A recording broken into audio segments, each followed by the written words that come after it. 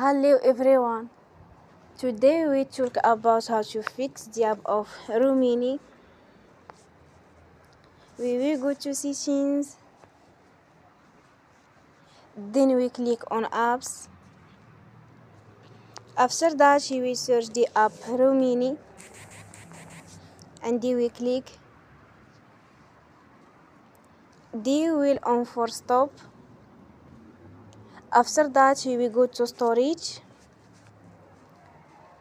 Then we click on clear cache.